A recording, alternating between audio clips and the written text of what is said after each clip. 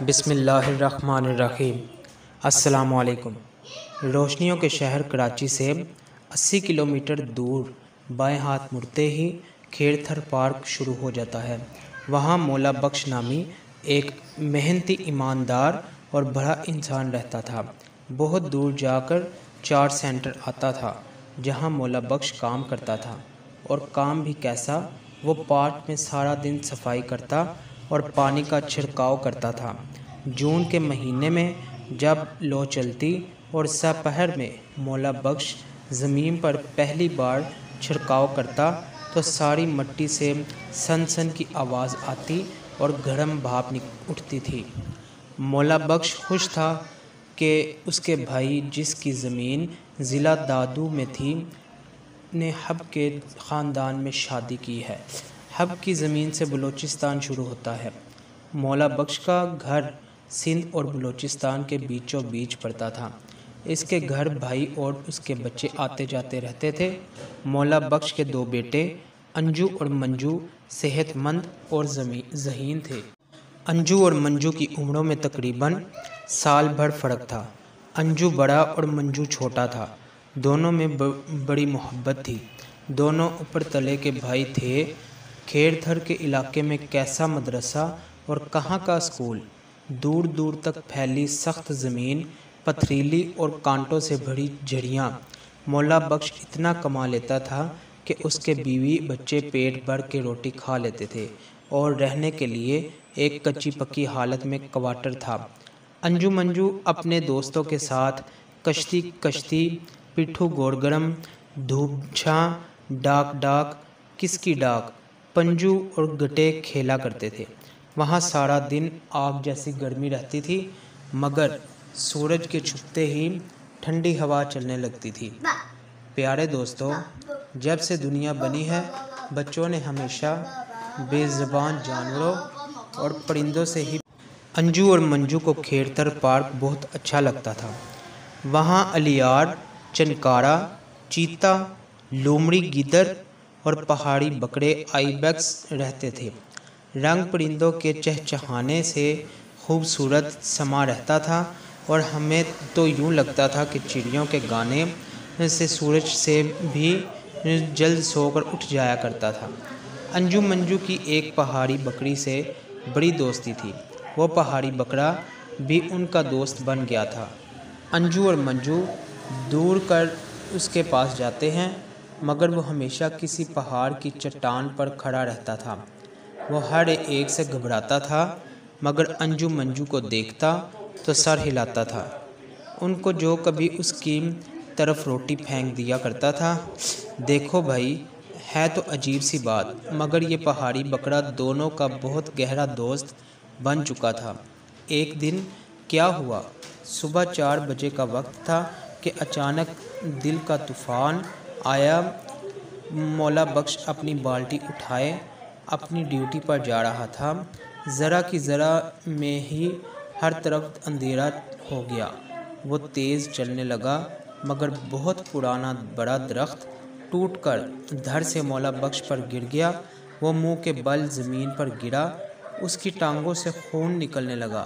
وہ چلایا، ہائے میری ٹانگیں، ہائے میری ٹانگیں! دونوں لڑکے انجو منجو سو رہے تھے۔ وہ جب طوفان کی آواز سے اٹھے تو اپنے بابا کو نہ پا کر آواز دیتے ہوئے دوڑے۔ ان کی آنکھوں اور کانوں میں ریت بھر گئی، ان کو کچھ نہ سوجھتا تھا۔ انجو اور منجو واپس آ گئے۔ گھنٹہ بھر بعد طوفان تھما اور ایک آدمی نے خبر دی کہ تمہارا باپ زخمی ہو گیا ہے، اس کو اٹھا لاؤ۔ انجو منجو دونوں چھوٹے لڑکے تھے، وہ کیسے اپنے بابا کو اٹھا کر لاتے؟ وہ دونوں روتے ہوئے پڑوسی چوکیدار کے پاس گئے۔ پھر وہ تینوں منہ پر کپڑا باندھ کر آندھی میں مولا بخش کو اٹھا کر لے آئے۔ پچھلے 3 سال سے کھیڑتھر پارک کے صحرا میں بارش نہیں ہوئی تھی۔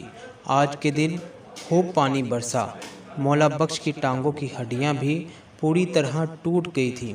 چوکیدار نے چادر پھاڑ کر پٹیاں لپیٹ دی اور گڑ کی چائے بنا کر پلائی۔ مولا بخش کے دن بخار میں پڑا رہا اور درد میں کراتا رہا۔ وہ گھسٹ گھسٹ کر پانی کے مٹکے تک پہنچ جاتا اور کوارٹر کے کچھ کام کرنے لگا۔ لڑکے تندور سے روٹی لے آتے تھے۔ مولا بخش کی ٹانگیں سوج گئی اور مہینے بھر بعد جڑی بھی تو ٹیڑھی جڑی۔ گھر میں جڑے پیسے ختم ہو گئے۔ مولا بخش چلنے پھرنے سے معذور ہو گیا تھا۔ اے منجو دیکھو تو صحیح، اب روکھی روٹی کے بجائے ہمیں کھانے کو پکنے والے میٹھے چاول مل جاتے ہیں، انجو نے بھائی سے کہا اور خود سوچ میں پڑ گیا۔ اس طرح سال گزر گیا۔ سیر کرنے والے امیر لوگ انجو منجو کو کپڑوں کا جوڑا بھی دینے لگے تھے۔ پارک کے افسر کی بیگم نے ترس کھا کر سوتی لحاف بھجوا دیا۔ انجو منجو رات کو لیٹے لیٹے باتیں کرتے تھے کہ ہمارا باپ کتنا اچھا ہے، مگر اب اس کی ٹانگیں ٹوٹ گئی ہیں۔ دیکھو بھائی، اس کے معذور ہونے سے ہمیں کتنی اچھی چیزیں جیسے لال شکر، گھی اور روٹی کھانے کو ملتی ہے، ہم یہ تو پہلے کبھی چکھ نہ سکتے تھے۔ دونوں بھولے بھالے بھائیوں کو خیرات ملنے کی وجہ سمجھ میں نہ آتی تھی۔ مولا بخش روزانہ اللہ تعالیٰ سے رو رو کر دعا کرتا تھا کہ اللہ میاں میرے لڑکوں کو صحت مند رکھ کر لمبی عمر دے اور وہ ہمیشہ محنت سے کما کر کھائیں۔ انجو منجو روز صبح اس کی یہ دعا سنا کرتے تھے۔ وہ دونوں بڑے ہوتے جا رہے تھے۔ چوکیدار نے مشورہ دیا کہ لکڑیوں کی ٹال پر نوکری کر لو۔ انجو اور منجو کی ماں نے بھی میرے لال جاؤ تو صحیح، لکڑی کے ٹال پر پہلے چھوٹی موٹی نوکری کرو، پھر عادت ہو جائے گی۔ جاؤ میرے بچوں۔ انجو اور منجو چند روز پہلے ہی لکڑی کے ٹال پر جاتے رہے، پھر جانا چھوڑ دیا۔ اب انجو کا قد خاصا بڑھ گیا تھا۔ انجو منجو ایک لحاف میں سوتے تھے، اب لحاف چھوٹا پڑ گیا تھا۔ سوتے میں کبھی انجو کھل جاتا تھا، کبھی منجو۔ مولا بخش کے گھر کبھی کوئی کھانا نہ بھیجے تو بھوک کے مارے انجو منجو کے پیٹ میں بل پڑ جاتے تھے۔ بابا نے کئی بار کہا گھر کی ایک آدھ چیز بھی بیچ دی۔ انجو منجو کو کبھی کبھی شرم بھی آتی تھی کہ ہم بھوک پہ زندہ ہیں۔ انجو منجو کی پہاڑی بکرے سے دوستی بڑھتی چلی جا رہی تھی۔ پہاڑی بکرا ان سے کھیلتا اور اچھلتا کودتا تھا۔ کھیر تھر میں وہ اور اس کے دوست صحرا اور پتھریلے میدان میں کھانے کی چیزیں تلاش کرتے پھرتے تھے۔ ایک دن انجو منجو اپنے دوست کے ساتھ بڑی دور نکل گئے۔ انجو خوب جانتا تھا کہ سندھ کا یہ پہاڑی بکرا بلندی کا جانور ہے اور وہ خوددار ایسا ہے کہ کئی دن بھوکا رہے مگر مردار جانور نہیں کھاتا، اور ترائی میں چڑھا ہوا ہو بھی تو نیچے بہت کم اترتا ہے۔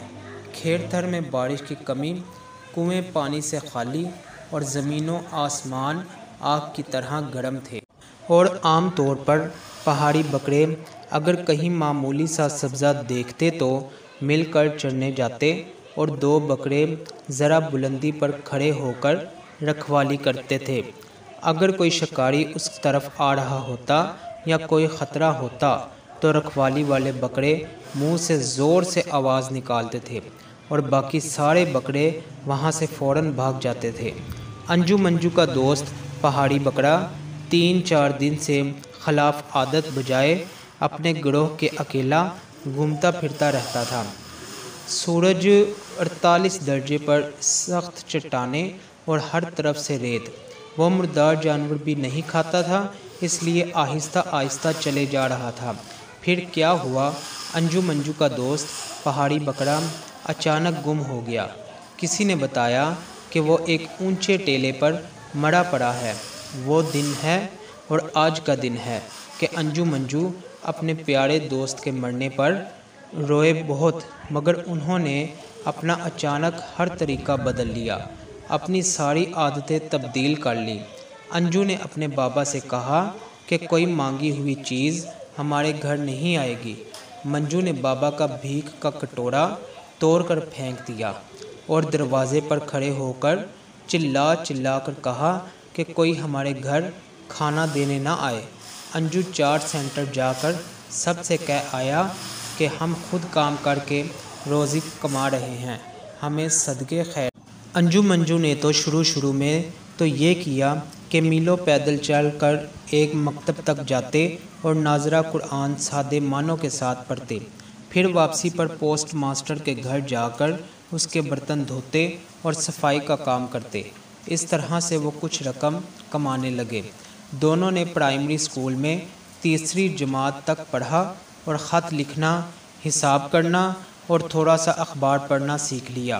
اس کے بعد انہوں نے ماسٹر صاحب کے گھر کا کام چھوڑ کر لکڑی کی ٹال پر نوکری کر لی۔ انجو منجو کے بابا کی ٹانگیں تو ٹھیک نہ ہو سکی، مگر وہ بیساکھی کی مدد سے چلتا تھا۔ وہ بہت خوش تھا اور شام کو کیکڑ کی چھاؤں میں بیٹھ کر حقہ پیتا۔ یہ دنیا ایک میلہ ہے اور اس میں رنگا رنگ کے پنچھی اور رنگا رنگ انسان ہیں، کبھی کے دن بڑے اور کبھی کی راتیں۔ کوئی اچھے کام کر گیا اور اچھے بول گیا تو بعد میں آنے والوں کے لیے روشنی چھوڑ گیا۔ پہاڑی بکرا جب تک جیا شان سے جیا کہ نہ مردار کھایا نہ کسی سے مانگا۔ بس جیسے انجو منجو کے دن پھرے، خوشیاں ملی، تندرستی ملی اور سب سے بڑھ کر یہ کہ محنت کی زندگی ملی۔ اللہ سب کو ایسی زندگی گزارنا نصیب فرمائے۔